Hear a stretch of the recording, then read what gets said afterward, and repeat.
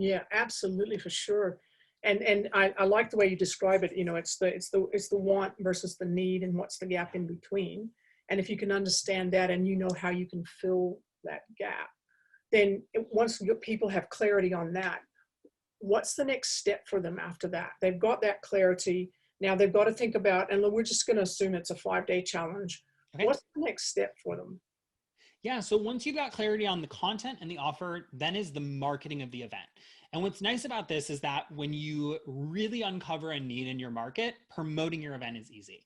People want to sign up for it, right? So if you did like the lose a pant size by Friday 5-day challenge, I don't know that I would go with that for like legal and logistical reasons, but we're just going to say you do. You're like, I guarantee you will drop down to the next pant size by Friday. People would be signing up like that like crazy. In fact, they'd be telling their friends about it. So for me, the first thing is like, not getting into the tech side of things too much, but is like set up your landing page, set up your thank you page, set up all of your registration components so that people can sign up for a 5-day challenge. I would set a date, set up the registration components, and start marketing it. And for me, I tell people there's only 3 ways to drive traffic to your challenge. There's paid media, organic media, and referral media. And you might not call them all media. I call them traffic. So organic traffic is like I post on my Facebook, I do a podcast, I write on my blog.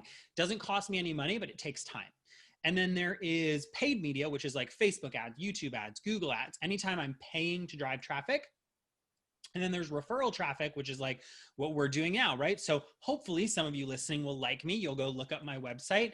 You'll either sign up for my next challenge or my next promotion, webinar, whatever. You'll get into that. And then that's referral because I'm using somebody else's platform to refer people back to me. This could also be affiliates. This could be guest blog posting, guest podcasting, but you're getting out into somebody else's platform.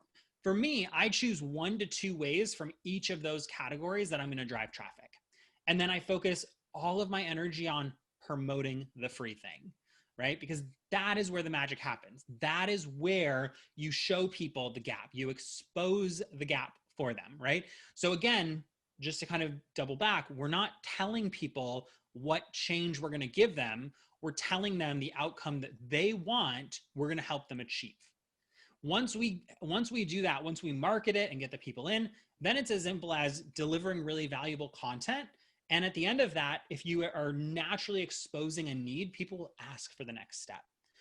I've literally done challenges where people on Wednesday have said to me like, this is amazing. What am I going to do after the 5 days?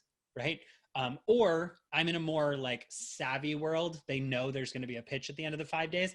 I've had people say like, whatever it is, I want in, it's Wednesday, but just tell me how to enroll. That's the kind of results we want to get. Right. So that's kind of the process. Once you get everything is like set up your registration, figure out your marketing strategies, choose your marketing avenues, and then just promote it because it will, if you do it right, it can sell itself.